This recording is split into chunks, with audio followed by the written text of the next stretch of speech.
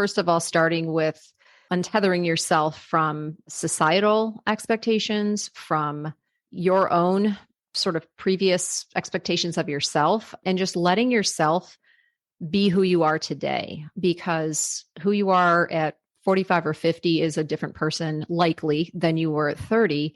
And you have different visions and values at that point. And so I think it's the time in life to completely reevaluate everything, right? Where you've been, who you were, and is that who you are?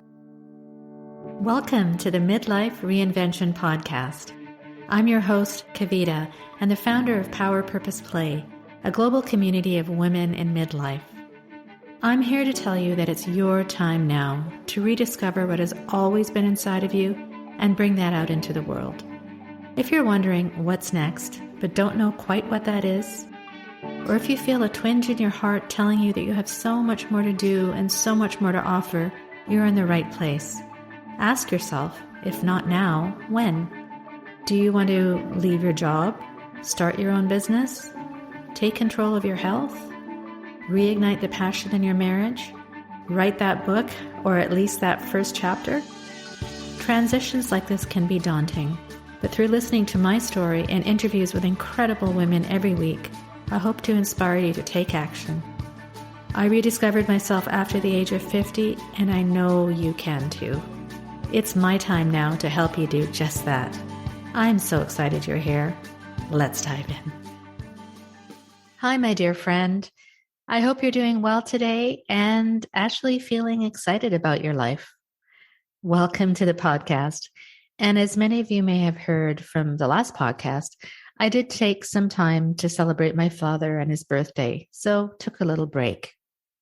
That break reminded me again of the importance of how we live our lives. I actually just heard a podcast with Oprah and an author by the name of Arthur Brooks, and he talks about his book, Strength to Strength, which I can't wait to read. But he talks about, among many other things, what is your retirement plan for happiness? We plan financially for our retirement, but what is our happiness plan? Many of you may have been part of the Great Resignation in the last few years, where people are reevaluating their work life and asking themselves, is what I'm doing actually making me happy?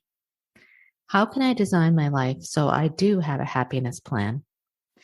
It may mean retiring, but it could also mean bringing a new perspective into your current work, or starting your own business, or spending more time giving back to causes that are important to you. Be open to all possibilities. Don't be afraid to ask yourself, what truly makes me happy? I'm here to guide you and help you come up with the answers, so reach out to me and let's talk. I thought I'd bring this up today because it was on my mind and it's such an important topic. Enjoy today's episode on Becoming Untethered with the brilliant Anissa Buckley. I thoroughly enjoyed our conversation because we have so much in common and so many common beliefs. As she says, becoming untethered means letting go of societal expectations, previous expectations of yourself, and letting yourself be who you are today. We are at a unique stage in our life because midlife and the changes it brings affects every part of you, your body, your mind, and your soul. Take the time to nurture each leg of the stool, my friend, and your life will be balanced. Enjoy the episode, and I'll have the highlights at the end. Hi, everyone, and welcome to another episode of the Midlife Reinvention Podcast. I'm so thrilled that you're spending your time here with us today. I'm your host, Kavita Ahuja, and the founder of Power Purpose Play, and we are a global community of women in midlife. I'm also a life transitions and core energy coach, and I'm dedicated to help you rediscover your inner power and purpose in this next chapter of your life. If you're asking yourself, what's next? You are in the right place, my friend.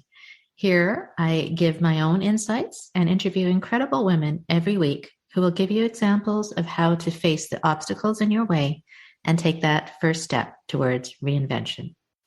I'm super excited to have on the show today Anissa Buckley. Anissa has gone from Fortune 500 marketer to successful entrepreneur with 2 exits to global endurance adventurer, always using her passion for optimal wellness as a guide. In 2014, at age 46, Anissa had a personal transformation as several events occurred within 8 months. Both her parents died, her 12-year marriage dissolved, and she sold her second business. The situation forced Anissa to reevaluate her goals, which she found is a common event for many women in midlife, and I can attest to that for sure. She decided to pursue her life's passion of researching the keys to optimal well-being and spent the next 4 years traveling the globe, training for endurance events with a former British pro cyclist and transitioning to a minimalistic lifestyle. The culmination of her research is b-untethered, a science-based midlife women's wellness and adventure business. The company is dedicated to helping women maximize their midlife through a science-based, personalized food, fitness, and frame of mind app and program. That is so incredible, and what a great story. And I just can't wait to get into learning more about you. And thank you so much for being here. Thank you so much for having me. It's really exciting to be in a community and be speaking with someone who shares the same vision for what midlife means. So I'm thrilled to be here. Well, it's such a pleasure. And I just went through your background and all the interesting experiences and all your qualifications. And as I just described, if you could, for our audience and for our sake, just to kind of maybe go through some of the highlights of your background and also how they kind of led to where you are today. Yeah, I will try to keep this fairly short because, like all of us, right? You hit an age in life and there's a lot of history in the back. But I've always had, I think, a bit of a passion for health and wellness. And so kind of coming through about 15 years of various Fortune 500 marketing positions with Procter & Gamble, Sprint, Reebok, Xerox, there's too many to name, Birds Eye Foods. Just some of the small ones. I know, but it was funny because while I was doing that, as much as I loved what I was learning and gaining sort of skills and knowledge, I knew it wasn't really my passion. It wasn't really driving me. And so just basically an opportunity kind of opened up when I was at Birds Eye Foods. And I was running in a marketing role where I had a whole bunch of brands underneath me, and I was presenting some sort of future thoughts to our CEO. And we were talking about health and wellness. And he said, "Oh, I think this is just going to be a passing thing, like a fad." And I kind of looked at him like, "Are you kidding?" Yeah. Whole Foods was already kind of taking the market by storm. And when he said that, I kind of realized like, okay, maybe this isn't the right place for me because I really have so much more interest in moving forward with that sort of growth part of the business. And so what happened is I got very lucky, and a local grocery retailer sort of reached out to me and asked if I would have any interest consulting with him on a health and wellness project for his business. And I did. And it was again, just this small independent retailer in upstate New York. And we put together a program that ultimately culminated in me developing this nutrition database where we collected all the product nutrition fact panels, put them in a table, and scored them against FDA claims like gluten-free, good source of fiber. So I know that's getting a little technical, but that was kind of my first foray into wanting to help people in the grocery store make better choices at the shelf edge. So we'll carry that forward a bunch of years. I sold that company. I worked in that particular part of the industry for about 8 to 9 years, working with large retailers, putting health and wellness programs in place. And it was fabulous. But ultimately, my mom was diagnosed with dementia during that time frame, and she was really starting to, unfortunately, decline.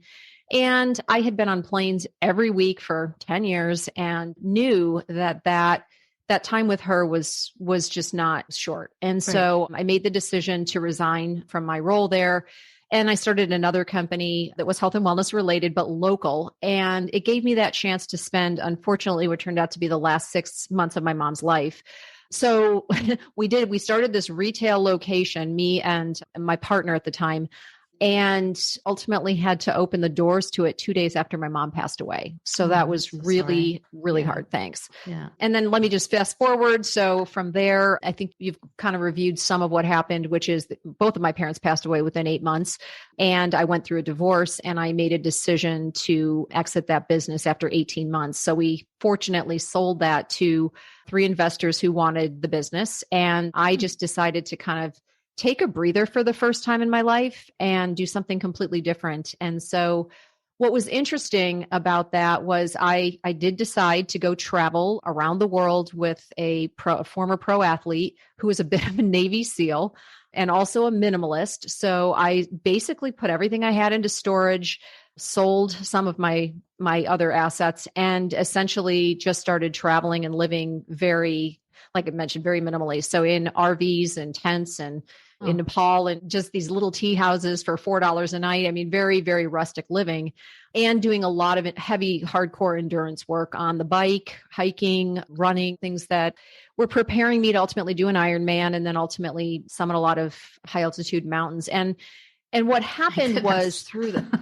what's that? Is that all? Wow. Well, but you know what? I mean, as you know, kind of with things like that, it's after you do them, you kind of look back and think, oh, wow, did I really do that? Right. But when you're doing it, it's just sort of that goal that's out there and you just sort of keep pushing. And so, I couldn't get enough of being outdoors, being in nature, and just really enjoyed it. So long story short, that's how I ended up realizing that I was in the best shape of my life. I felt the best mentally, emotionally.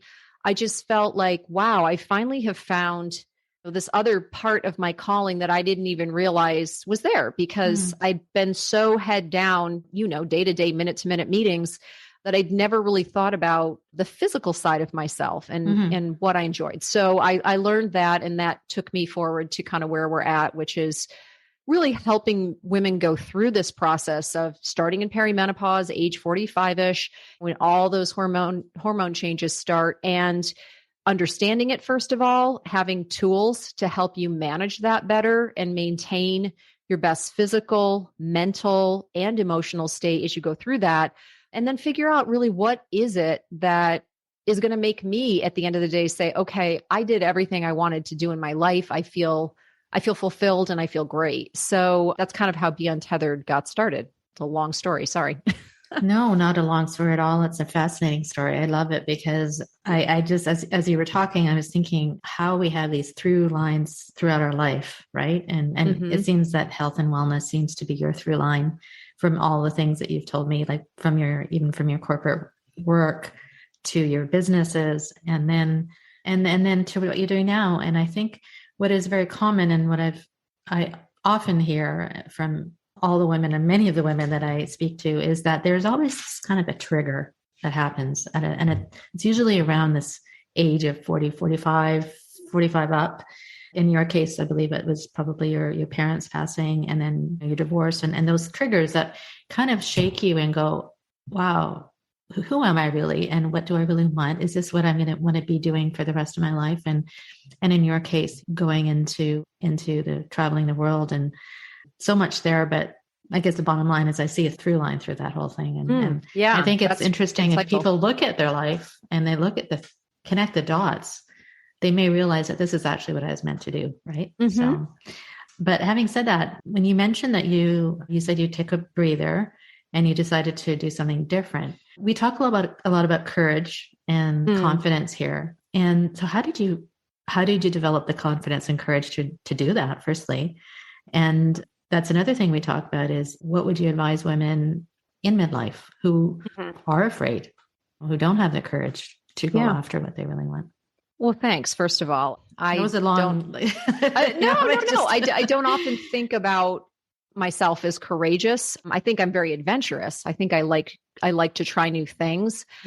But I would say for me, I've had a history, first of all, of kind of diving into things, as you can see with the business startups. And I've moved, I've lived in almost every state in the country, which maybe not quite that, but a lot. Yeah. But I would say that it's the first thing is having a sense of what you might want to do, because that's really going to be your motivation for doing it. So a lot of that to me starts with having a vision for maybe what you want your life to be. And in my case, I knew that I wanted to do more international travel. That was a starting point for me. Mm-hmm. And then I think it's also immersing yourself around other people who are aspiring to the same types of things, because it's really hard to push yourself, first of all, to try something that is outside your comfort zone. And you're going to need a support system to do that. And so having other people who are interested in those same things around you just lifts you up, right? It gives you more positivity around what you're trying to do, however hard it might be or whatever setbacks you may have. So first of all, it's finding people. And then second, I think it's having baby steps along the way. Now, I can't exactly say I did that really well, and I'm not really great at that, but I do think it's important in general to be thinking about things in small steps, because it's the eat the elephant comment that we all talk about, right? How do you eat an elephant? One piece at a time, right? Same kind of thing. Like if you're wanting to summit, I don't even know, not Mount Everest or Mount Everest, maybe Mount Everest, right? Mm-hmm. You're not going to start with Mount Everest. You're going to start with a much lower mountain and get yourself comfortable with altitude. And it's doing the training every single day to get there. So when you set those goals, it's every week, what's that small baby goal that you can put in place for the week to help move you forward toward that bigger goal. Mm-hmm. And I think the last thing I would say, I've kind of got a lot of thoughts on this one, but I do think having also a coach is very key, or a best friend, but having somebody that you can be accountable to, that is supportive of what you're doing, but can keep you on track and pick you up when you have those rough days, because you will have rough days when you're trying something that you've never done before. And that's a big, audacious goal. Yeah. You're going to have those setbacks. So those would be my thoughts. Those were great pieces of advice. And I'm going to repeat them from because I think it's so important what you said. So the vision, having a vision of what you want. Often we go through life and we don't know. We just, but if you create a vision of what you really want, then you have some motivation to get there, right? And then support system, I totally believe in that. I mean, we can't do everything ourselves. Like we have to have the support system and like you said, accountability and a coach, or whether it's other people around you who motivate you to do that. And then the baby steps. And I think also I would say be kind to yourself, right? Oh, for sure. Yeah. I mean, that goes without saying. Yeah. You have to give yourself a pat on the back and recognize that. And I really do try to do that. And I hope you do too, because it really sometimes doesn't feel great when you're out of your comfort zone and you are having those moments where someone says, I don't think you're going to be able to do that. Or that seems like that's way out there compared to where you've been. And you think to yourself, is that person right? Mm-hmm. But first of all, you have to have that belief in that vision really, and have the support behind it. But yeah, absolutely need to. Yeah. I don't know if you feel this, but as women, especially, where it's especially hard on ourselves, and we also especially compare ourselves to others, possibly more than men, because we're always looking at what is the judgment, what are people going to say, or look at that person.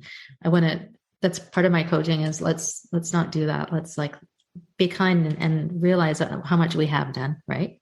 So I was looking at your website, and there's some things that are in there that really resonated with me. And one of the main reasons I'm actually a coach for women in midlife transitions is for what this quote says, is you said that midlife and the changes it brings affects every part of you, your body, your mind, and your soul. But it isn't the end. In fact, it's the beginning, a time to look forward. Midlife equals transition. So, I mean, I totally believe in that. Obviously, that's what I'm doing. But so what does your company's called Be Untethered? What does untethered mean to you?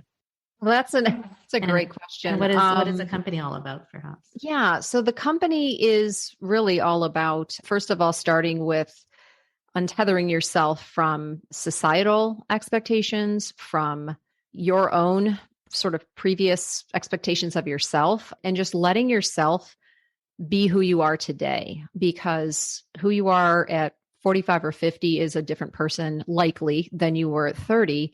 And you have different visions and values at that point. And so I think it's the time in life to completely reevaluate everything, right? Where you've been, who you were and is that who you are? And I know that seems a little bit overwhelming to think about. Like, obviously, we're not totally different people. But for example, with me, what was really eye-opening when I literally sold my second company is all of a sudden I had no, I'll call it value for me, because my value had been very tied up in all of the work I'd done for 46 years. Or, okay, maybe not 46, but 30, whatever.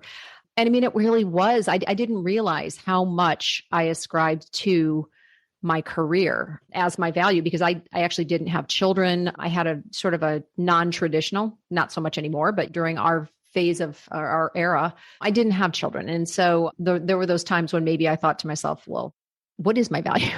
Like, is it just my career? And I think I did get pretty wrapped up in it for a while. And so it was really eye-opening to let that go and let all of my possessions go, because we work at certain times in our life to think about getting a bigger car, a better house, whatever. Course, yeah. And then sort of, I just threw it all out the window when everything happened at 46. So I realized I went through that. And I know a lot of other women go through it in different phases, whether it's the children are leaving home, it's maybe the relationship with the spouse isn't what it used to be, and maybe it's not what you want in the future. And so there's that whole time where you look at your current life, you look at your values, you look at what has been a priority, and you try to figure out, is this really what's going to fulfill me and make me happy at 80 years old? So it started there. And so be-untethering to me is really kind of unattaching yourself from, not from your past. Obviously, we all have great things, but really more from where society says a 50-year-old woman should be and what she should be doing, as well as, again, sometimes how that basically takes a hold of your mind and unfortunately leads you to believe, wow, I'm not beautiful anymore. I'm not strong anymore. I'm not capable of doing these things because I'm 50. Yes. Crazy. Yes. Yes. That's so true. You're talking about the differing evolving values and visions. And that's so interesting, because I've actually created a program where, in order to rediscover ourselves, we have to look at our changing, like our strengths, right? Our changing values. We have to look at our changing, like our passions. What were we passionate about as a child? And do we want to bring that out into the future? And what is, how do we want to contribute? Who do we want to serve?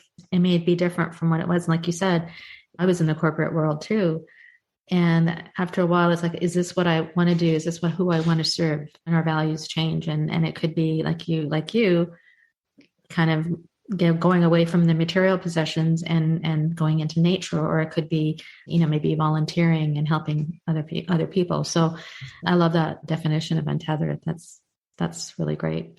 And in terms of I know that your company also talks about the science behind nutrition and wellness in midlife, in addition to the less tangible things like we were talking about, purpose and power, all of that. Yeah. So maybe you can explain that a little bit in terms of a bit of the science behind that and how we as women, obviously we have depleted sex hormones and other symptoms of menopause, and how can we still, like you said, you're in the best health stage of your life. How do we do that? Like when we have all these things going on in our body? Yeah. I mean, it's crazy what happens when we lose estrogen. And I've learned so much over the past 5 or so years in this area. So, and I think in general, it's not just me. I mean, science is coming out, because you may or may not know the statistic. You probably do. But in 1908, the average life expectancy of a woman was 52, which happens to be the average age of menopause. So the whole concept of post-menopause life didn't exist for a lot of years, right? And then, of course, there were many years where most research was conducted on men, not on women. And so it really hasn't been until recently that there's been some dollars allocated to research postmenopausal women. So what's been the interesting findings are, again, all these things that happen. Some of them are really obvious, like we build muscle at a slower pace and we lose it at a faster rate. So the reason that we start to feel a little bit softer is that it's not necessarily just this massive weight gain. It's just this body composition shift. And what that ultimately does is has the potential to slow down your metabolism, because muscle burns more calories than fat does. So that's sort of issue number one, is this this feeling. And it's more than a feeling, it's lack of strength, which is critically important as we age, because I know it sounds really sort of silly and it feels, I don't know, like too much of a focus on the old folks home, which is 25 years in the future. But it really starts happening very quickly, where all of a sudden at age 55, there's actually a high percent of the population that can't pick up 10 pounds. So really? It happens very fast. So anyway, so I'll move on from there. One of the big things that really happens is estrogen is a transport vehicle for sugar in your bloodstream to go into your liver and cells. And so actually, once we have no more estrogen, we end up having way less carb utilization ability. That's a way to phrase it. But what that really means is there's a much higher propensity for type 2 diabetes and many other chronic conditions that come from that, heart disease. So that's kind of another issue that's a big one. And going down the path, I mean, it's gastric or gastrointestinal issues that arise from the shift in hormones, sleep disorders, because estrogen helps through your brainstem facilitate better quality sleep. There's memory loss, cognitive issues. We lose up to 30% of our function in our brain. I read last night. It is. It can be. But you know what's great about it is, honestly, what they've found is simple tweaks to your lifestyle can actually help. So that's what we've taken is all of this science, and we've built a program that actually, or it's actually an app, I should say, and a program, but the app actually personalizes for you how you should shift your diet. So for example, you, Kavita, would put in your height, your weight, your age, your activity level. There's 5 different levels, your hormone status. And then what we will give you is your macronutrient profile. So it might say, okay, Kavita, you need 25 grams of protein for breakfast and 40 grams of carbs and 12 grams of fat. And then we have a 4-week sample meal plan, but also it's a tracking system. So you can put in what you actually eat. Just the 4-week meal plan is kind of to give you directionally an idea of, okay, how do I do this? So you would actually start loading in your foods. And it is really meant to kind of give you directional advice. We're not meant to say, oh, well, here's a giant red mark that you didn't meet your goal of 40% carbs, 30% protein, and 30% fat. Yeah. Sorry, I'm telling this in a kind of roundabout way. Sorry, but 40-30-30 is the general macronutrient profile, which is it's a slight reduction for the average woman in the amount of carbs she consumes. It's basically double the protein that most women consume, and then it's about the same level of fat. So 40% carb, 30 protein and fat. That macronutrient profile is really most optimal for women. And additionally, there's a whole timing piece in this algorithm in our app as well that front loads your day with carbs so that by 3 p.m, you should have consumed about 70% of your carbohydrates.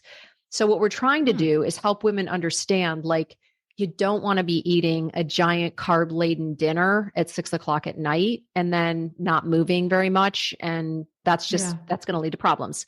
So the app does that. And then we've got a whole other piece on fitness as well. But the science behind it just really tells us very strong and clearly, like, these are the things you need to do for your diet. Here's exercise wise, what is better for you, which just is the sort of teaser on that is long endurance sports are not necessarily recommended. It's really about short, high intensity workouts. And then there are supplements that also have a lot of science behind them in terms of helping with some of the menopause symptoms. So that's the basis of the science behind what we're doing. I love that because from what you're saying, you're putting in your own data. So it's very personalized. Yeah. Versus I think a lot that's out there right now is very kind of generic to the general public. Whereas this, it seems very unique. Is there something out there like that? Or is this? Not that I'm aware of. So, and I think one thing I failed to mention, this is a big piece that I always get the aha from, and I can't take credit, but we are actually partnered with a company called Sifter.shop. And Sifter, we've worked with them to put criteria for midlife women's health in place. So you would go to Sifter's site, and eventually we'll integrate this into the app, but you would go to Sifter's site, you click on a button that says midlife women's health, and it filters the grocery store to then only show you products that are better for midlife women. So obviously fewer carbs. So you're thinking to yourself, what bread should I consume? This would actually allow you to kind of sift through that. And so we're working with them to integrate that into our app at this point. But right now it's kind of a separate a separate transaction. You kind of come use our app, figure out what you need to eat, and then you go to Sifter's site and, click on the button and have your products sorted. But yeah, so we're hoping cool. It is unique right now in the market. Yeah. So we're just kind of heading into our first pilot and getting started with kicking this off. So it's pretty new for us. That's fabulous. I love the fact that, like I said, the personalization of it, but also, do you also suggest specific exercise routines based on the profile of the person, or is it? Yeah. Okay. Hi, my friend. Kavita here. Do you often feel blocked from moving forward? We all feel that way at times. These are referred to as energy blocks. I've created a short, actionable PDF guide to help you release your negative energy blocks. Click the link in the description to download it now for free. Now, let's get back to the episode. So I mentioned we have 5 levels. So there are different levels of workouts, and we have actually live classes. So we have a master trainer who has a series of live classes during the week, but we record those as well. So if you ever wanted to just download and do it on your own, you could certainly do that. And additionally, we have a number of different examples of things you can do to get HIIT training without having to go to one of our classes. You can literally do HIIT on any piece of equipment. And I always want to emphasize, so much information, I'm sorry, but I want to emphasize that high intent. What's that? Don't apologize. Go ahead. High intensity is not high impact. So sometimes people get a little concerned, like, oh my gosh, I can't do high intensity because my knees hurt and I can't do it. And I always want to reiterate, like, you could do it on a rower, you can do it on a bike, you can do it walking up a hill. It's all about getting your heart rate up into a higher zone that's going to actually trigger a protein, believe it or not, that actually substitutes for estrogen. So that's why we want to actually do that level of intensity in our exercise, so that we're kind of substituting. Yeah. Well, I mean, for myself, I know that I believe in that kind of the high bursts of not intense exercise, but also weight training. I think is so important, because you mentioned how much muscle mass we lose. And I think that it's a lot of women in midlife don't really focus as much on the weight training that possibly they should. So it's intimidating because our generation was not raised going to the gym and doing weights necessarily. And so, matter of fact, the Center for Disease Control did a study back in 2016 and tried to figure out why women aren't weight training. And what they found is 2 things. One, lack of information, did not know what to do. And I think that's come about a little bit with YouTubes and things like that. But the other thing was intimidation, going in. And usually there's a lot of men in the gym. There's not a lot of women in our age range. And so we're focused on trying to help provide that in home so that that intimidation factor goes away. And we're very instructional. So each week in our boot camp, our 8-week program, using the app and using many other things, we do have virtual meetings each week. And in that, Kathy, who's our head trainer, she actually demonstrates strength exercises. And we also go through, like, what equipment do you need in the house? And it's not a lot. It's a couple pair of dumbbells and some bands, but there's a lot you can do with very little equipment. I kind of see it as kind of like 3 aspects. One is obviously your health, like you were talking about, and then the diet, but also then what we were talking about previously is your outlook and your mental, your purpose. And if all 3 of those things you work on them together, then no doubt you're going to live the best stage of your life ever. And then I think one kind of goes with the other. I don't know if you'd agree with that or. I completely agree with that. I think it's like a 3-legged stool. If you have one piece working, but the other 2 aren't, or you have 2 working and the other one isn't, you're lopsided and you're missing something and you're not probably feeling 100%. So I totally agree with that. Yeah. And one thing that you just talked about, which kind of triggered, is, do you believe, like, I know you talked about, was it 1908, the average age of menopause, but do you think now, with all the information that we have in society and probably what we've gone through in the last 2 years with COVID and society changing, do you think the views on women in midlife have changed? Have they I mean, in your experience in your business, do you believe that society is changing with respect to their views of women in midlife? I think we're at the very beginning of that. I think that most of the science that we're talking about right now has really started to come out in the last 5 to 10 years.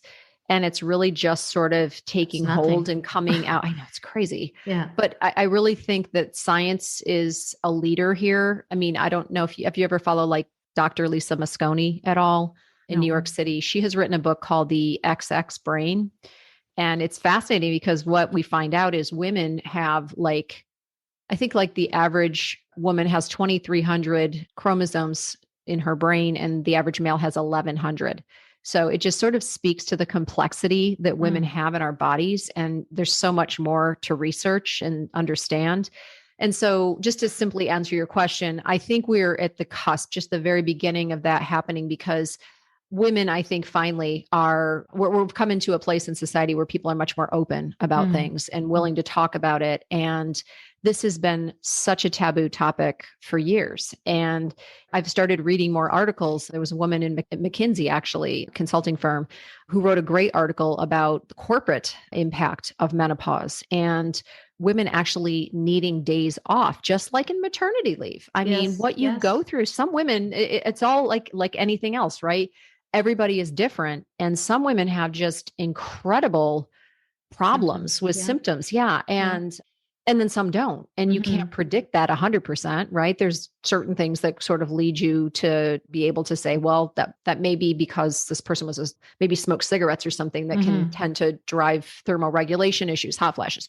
But anyway, generally, there's women that just need to stay home from work because of some of the issues. So long story short, I think that we're beginning to have those conversations and I think it'll be a different world in 20 years. But I think that there's still a lot of old school out there that thinks that, let's put it in the closet. It's not something we're going to talk about and deal with. So yeah, which is really unfortunate. But I mean, with programs like yours, these concepts are coming to the forefront. And I find it so incredible that only 5 or 10 years of research has really gotten into this when women have been suffering or going through this for centuries, right? Just to add one more statistic here, because I find this one shocking and we may or may not have talked about it a while ago, but the CDC reports that 80% of women over the age of 55 have one of 6 chronic conditions, 80%.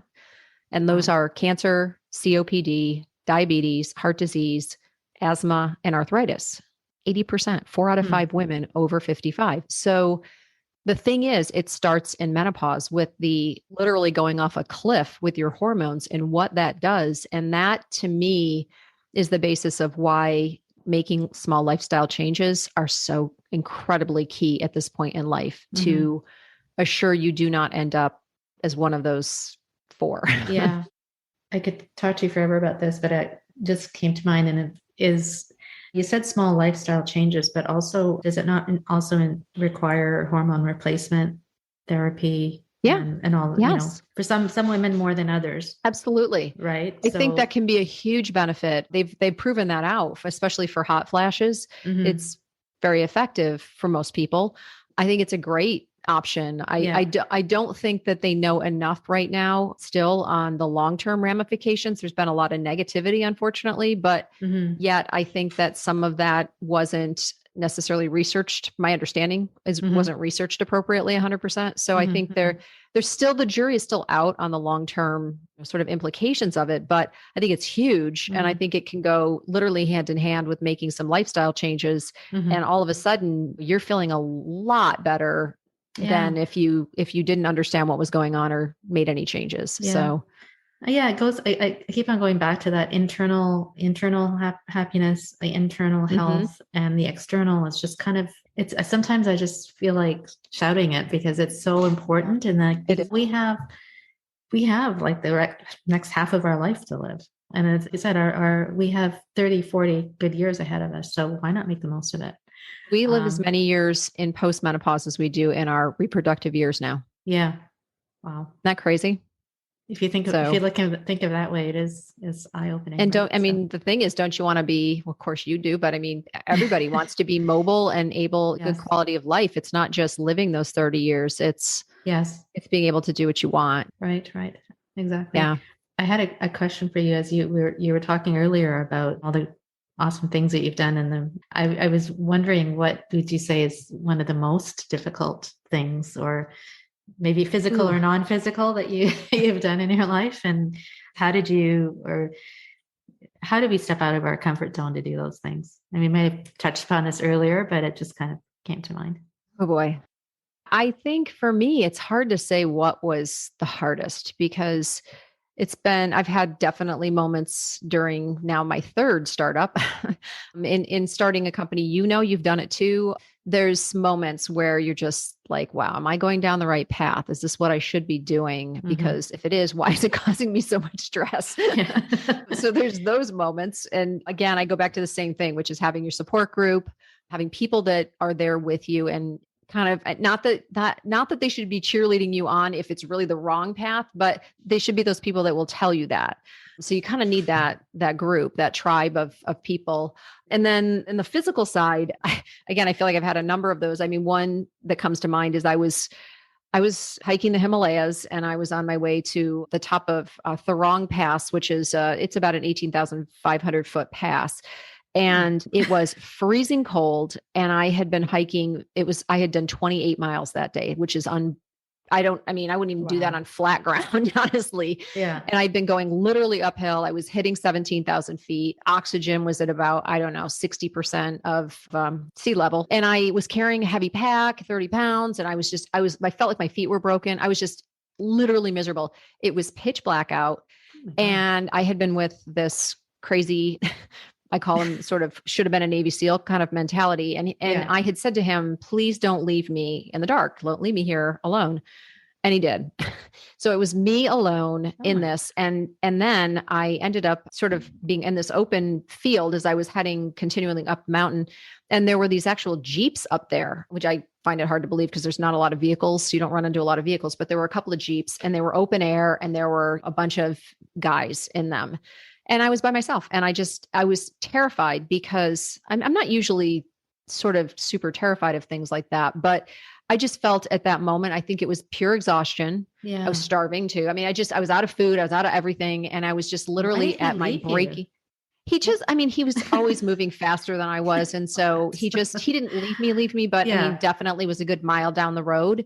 And I just knew that if they had wanted to, thankfully they didn't, but I could have been killed, raped, abducted, whatever.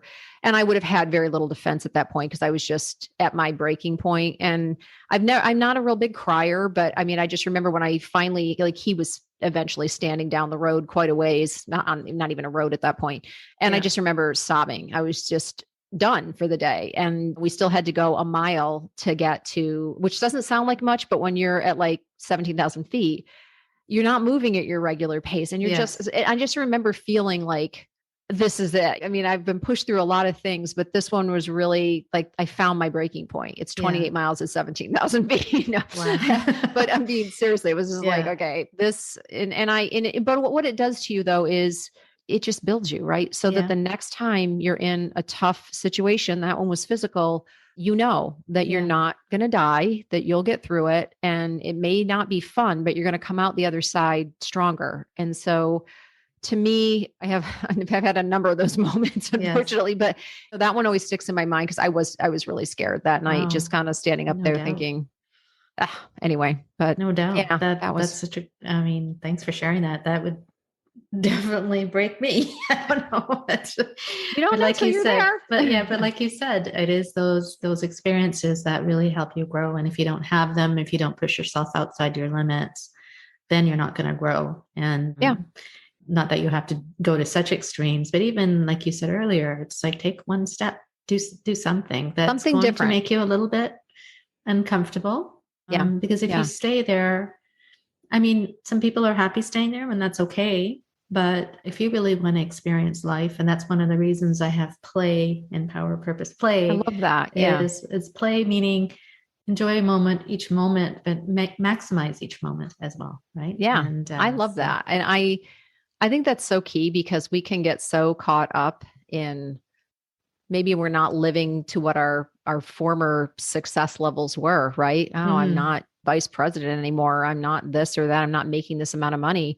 But at the end of the day, when it comes to the end of your life, what is it that's really going to hit you? Like make you look back and think, God, I'm so glad I did that. Yeah. It changed my life. Yes. And so I think that, I don't know. I mean, not that I'm no words of wisdom here. It's just my experience has been looking back on things like that and thinking, yeah, I spent a lot of money traveling the world for sure for 4 years, but I never would have had some of those experiences that have completely changed my life and the direction of my life and the things I want to do. And so they are hard, but you've got to have a sense of what you want. Vision is always key. And then once you have that vision, it's just taking those baby steps to get there, I think. So great advice. I don't know. Great advice.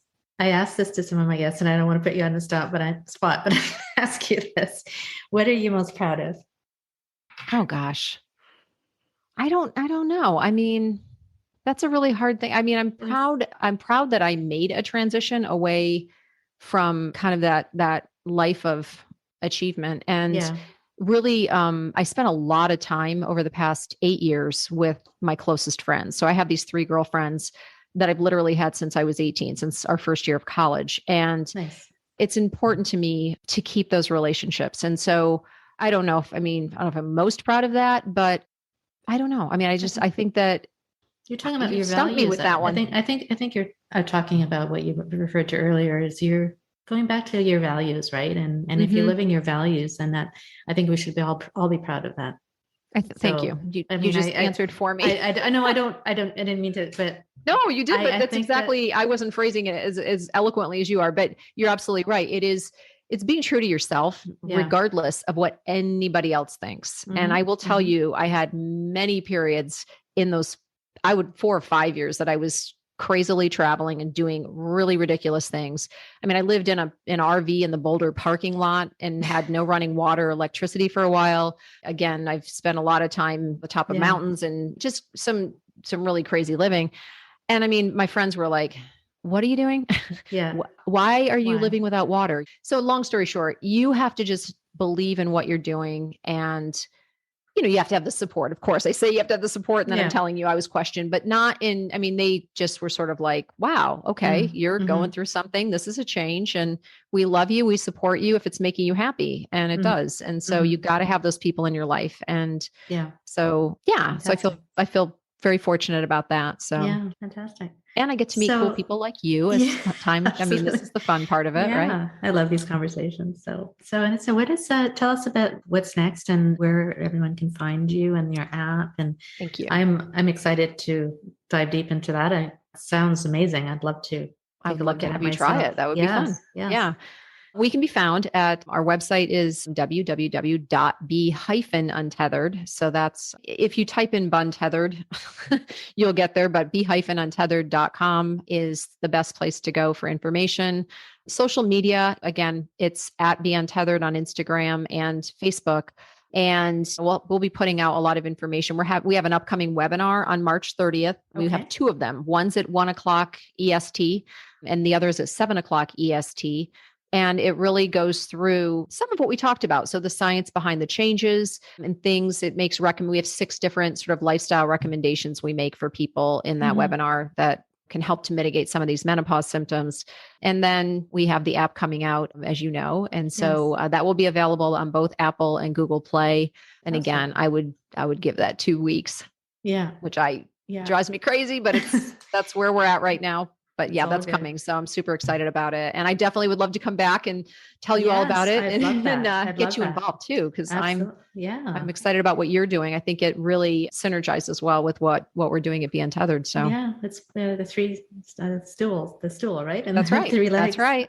So March 30th is your webinar. So that's great. And it can be found the links can be found on your website. Yes. Okay. Yes. We'll have all your links in our show notes. So anyone who's interested, and as you should be, because there's so much fantastic information that you've shared today and from your wonderful, exciting experiences that you've had as well. So not only your science background, but also your life experiences. So I really appreciate you sharing that with our audience, and wish you all the best of luck with the launch of the app. And I'm sure I'd love to have you back on.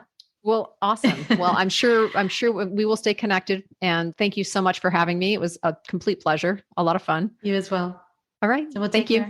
Bye-bye. Bye. I trust you enjoyed this informative and interesting discussion with Anissa Buckley. We have a common goal to impress on you that midlife is not the end of your journey. You can change the narrative on what the rest of your life will look like.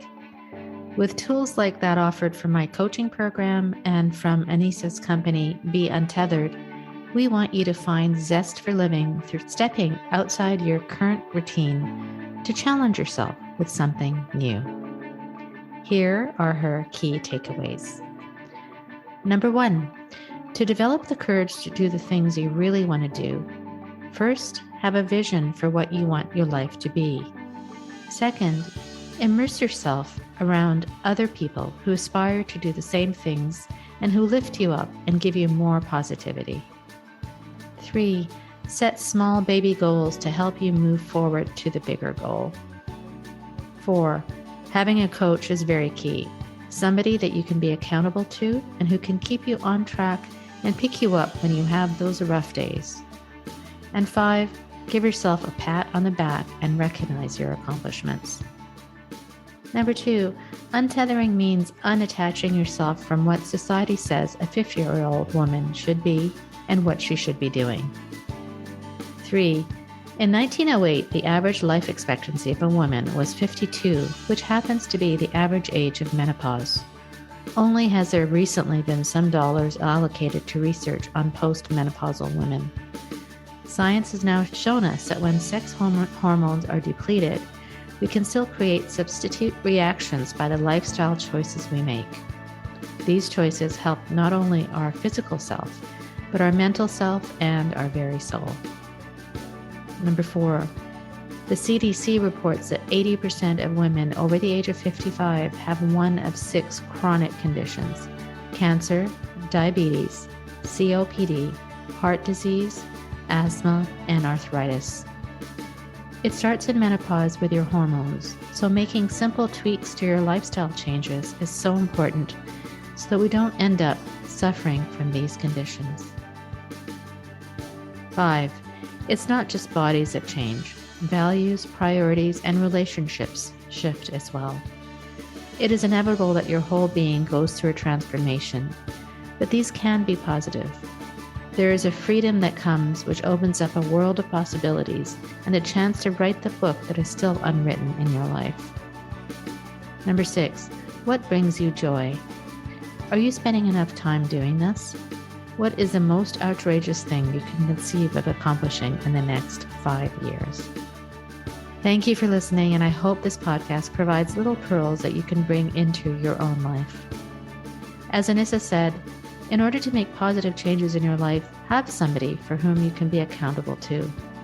If you're confused, afraid, or lack confidence, seek help. It could be from me or someone else. As a life transition and core energy coach, it is my goal to help you make the next chapter in your life the best chapter ever. Are you ready to write your book? Remember, as I always say, if not now, when? Reach out to me, my friend, and let's have a conversation. Till next time, stay safe and stay well.